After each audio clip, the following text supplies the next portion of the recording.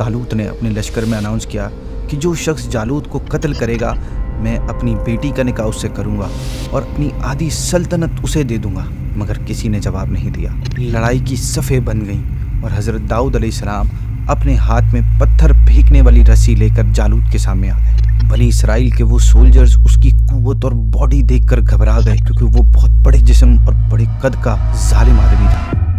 السلام علیکم ورحمۃ اللہ وبرکاتہ۔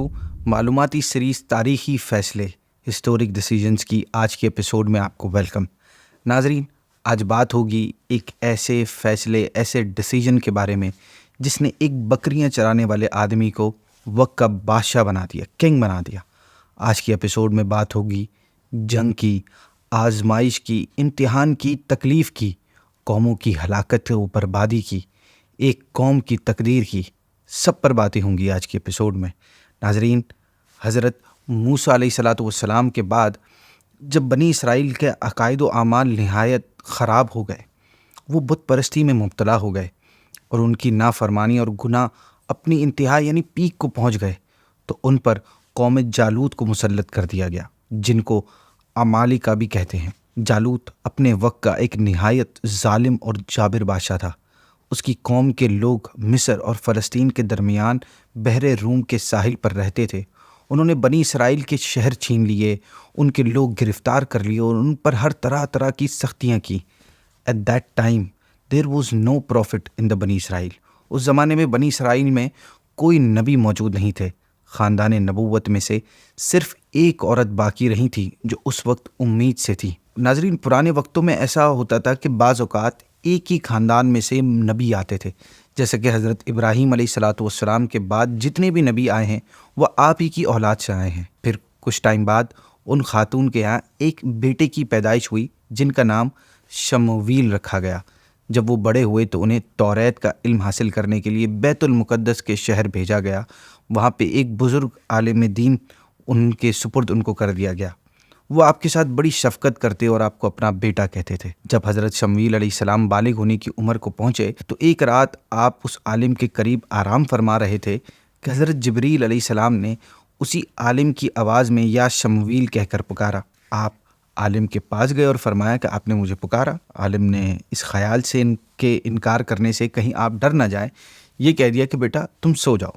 پھر دوبارہ حضرت جبریل علیہ السلام نے اسی طرح پکارا اور آپ علیہ السلام پھر اس عالم کے پاس گئے۔ عالم نے کہا کہ بیٹا اگر اب میں تمہیں پھر پکاروں تو جواب نہ دینا۔ چنانچہ تیسری مرتبہ بھی حضرت جبریل علیہ السلام ظاہر ہو گئے اور انہوں نے آپ کو خوشخبری دی کہ اللہ پاک نے آپ کو نبوت کا منصب عطا فرمایا ہے، لہٰذا آپ اپنی قوم کی طرف جائیے اور اپنے رب کے احکام پہنچائیے۔ جب آپ علیہ السلام قوم کی طرف تشریف لائے تو انہوں نے آپ علیہ السلام کو نبی ماننے سے انکار کر دیا اور کہا کہ آپ اتنی جلدی کیسے نبی بن گئے؟ پھر انہوں نے کہا کہ اچھا اگر آپ نبی ہیں تو ہمارے لیے ایک بادشاہ مقرر کریں۔ بنی اسرائیل نے چونکہ بادشاہ مقرر کرنے کی درخواست دی تھی، چنانچہ حضرت شمویل علیہ السلام کو اللہ پاک کی طرف سے ایک عصا ملا اور بتایا گیا کہ the person who will be the king of your nation will be as tall as this scepter۔ جو شخص آپ کی قوم کا بادشاہ ہوگا اس کا قد اس عصے کے برابر ہوگا۔ چنانچہ لوگوں کی پیمائش کرنے پر طالوت کا قد اس عصے کے برابر نکلا۔ تو حضرت شمویل علیہ السلام نے فرمایا کہ میں تمہیں حکم الہی سے بنی اسرائیل کا بادشاہ مقرر کرتا ہوں، اور بنی اسرائیل سے فرمایا کہ اللہ پاک نے طالوت کو تمہارا بادشاہ بنا کر بھیجا ہے۔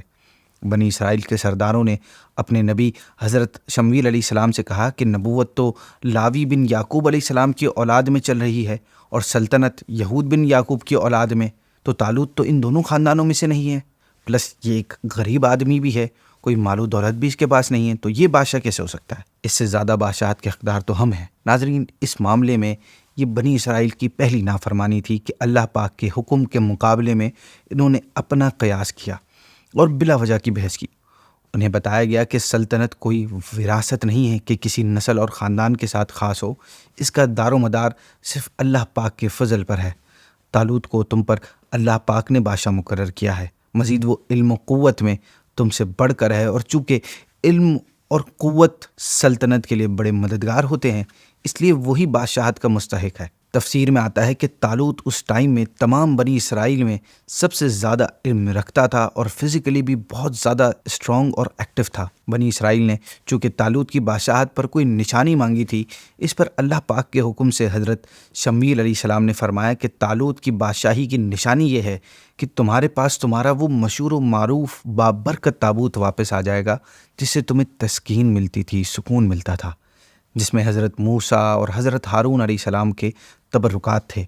ناظرین، یہ تابوت اللہ پاک نے حضرت آدم علیہ السلام پر نازل فرمایا تھا، اور اس میں تمام انبیاء کرام علیہم الصلاۃ والسلام اور ان کے مکانات کی تصویریں تھیں، اور اس کے علاوہ انبیاء کرام علیہم السلام کے کئی تبرکات بھی اس صندوق میں تھے۔ یہ صندوق نسل در نسل منتقل ہوتا ہوا حضرت موسیٰ علیہ السلام تک پہنچا تھا۔ جب بنی اسرائیل کی حالت بہت خراب ہو گئی اور ان کی بدعملی بہت زیادہ بڑھ گئی تو اللہ پاک نے ان پر قوم عمالقہ کو مسلط کیا، اور وہ ان سے وہ تابوت چھین کر لے گئے اور اس تابوت کو گندی مقامات پر رکھا، اور اس کی بے حرمتی کی اور ان گستاخیوں کی وجہ سے عمالقہ کے لوگ طرح طرح کی بیماریوں اور بلاؤں میں مبتلا ہو گئے۔ ان کی 5 بستیاں ہلاک ہو گئی، اور انہیں یقین ہو گیا کہ تابوت کی توہین اور بے ادبی ان کی بربادی کا ریزن ہے۔ چنانچہ انہوں نے تابوت ایک بیل گاڑی پر رکھ کر بیلوں کو چھوڑ دیا، اور فرشتے اسے بنی اسرائیل کے سامنے طالوت کے پاس لے آئے۔ اور چونکہ اس تابوت کا آنا بنی اسرائیل کے لیے طالوت کی بادشاہی کی نشانی قرار دیا گیا تھا، لہٰذا بنی اسرائیل نے یہ دیکھ کر طالوت کی بادشاہی کو تسلیم کر لیا، اور بالآخر طالوت کی لیڈرشپ میں جہاد کے لیے تیار ہو گئے۔ طالوت نے بنی اسرائیل میں سے 70,000 نوجوان چوز کیے، جن میں حضرت داؤد علیہ السلام بھی موجود تھے۔ طالوت نے اپنی آرمی کو لے کر بیت المقدس سے روانہ ہوا۔ چونکہ بنی اسرائیل کا یہ سفر سخت گرمی میں تھا، لہٰذا جب گرمی کی وجہ سے ان سولجرز کو سخت پیاس لگی تو طالوت نے انہیں خبر دی کہ ان قریب ایک نہر آئے گی، but this is the time for the test, so don't drink water from that canal. یہ تمہارے امتحان کا وقت ہے، لہٰذا اس ندی میں سے پانی مت پینا۔ طالوت نے یہ بات حضرت شمویل علیہ السلام پر نازل ہونے والی وحی کی بنا پر کی تھی۔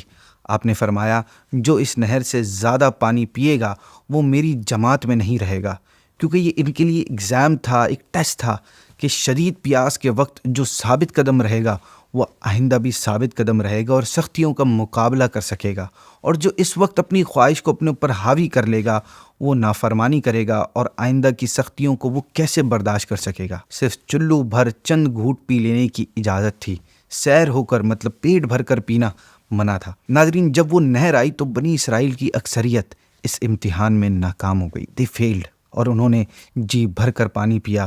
صرف 313 افراد ثابت قدم رہے، انہوں نے صبر کیا اور ایک چلو پر گزارا کر لیا۔ اس سے ان کے دل اور ایمان کو قوت حاصل ہوئی اور وہ سلامتی سے نہر سے گزر گئے، جبکہ جنہوں نے خوب پیا تھا ان کے ہونٹ کالے ہو گئے، ان کی پیاس اور بڑھ گئی اور وہ بزدل ہو گئے۔ اور جب انہوں نے جالوت کے لشکر کی کثرت و طاقت کو دیکھا تو کہنے لگے، آج تو ہم اس جالوت اور اس کے لشکر کے ساتھ نہیں لڑ سکتے، اور وہ پیچھے ہٹ گئے۔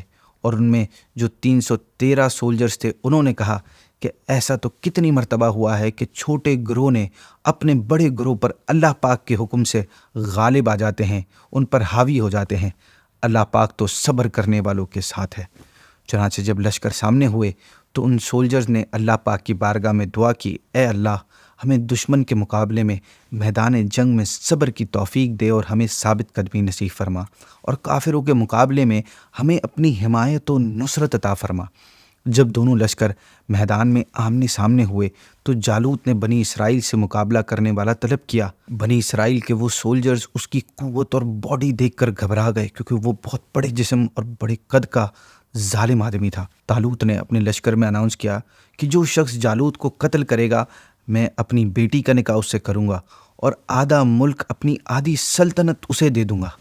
مگر کسی نے جواب نہیں دیا۔ طالوت نے جب حضرت شمویل سے عرض کیا کہ آپ اللہ پاک کی بارگاہ میں دعا کریں، آپ علیہ الصلاۃ والسلام نے دعا کی تو بتایا گیا کہ حضرت داؤد علیہ الصلاۃ والسلام جالوت کو قتل کریں گے۔ حضرت داؤد علیہ السلام کے والد عیشا طالوت کے لشکر میں تھے، اور ان کے ساتھ ان کے تمام بیٹے بھی تھے۔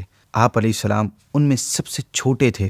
اس وقت آپ بیمار تھے اور بکریاں چرایا کرتے تھے۔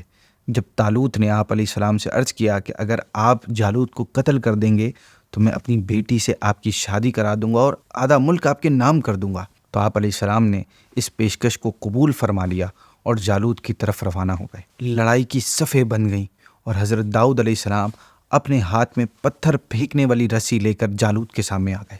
جالوت کے دل میں آپ کو دیکھ کر دہشت پیدا ہوئی، مگر اس نے آپ کے سامنے بہت متکبرانہ باتیں شروع کر دیں اور آپ کو اپنی قوت سے مرعوب کرنا چاہا۔ آپ نے اپنی اس رسی میں پتھر رکھ کر اس کی جانب پھینکا تو وہ اس کی پیشانی کو چیر کر پیچھے نکل گئی اور جالوت وہیں مر کر گر گیا۔ حضرت داؤد علیہ السلام نے اسے لا کر طالوت کے سامنے ڈال دیا۔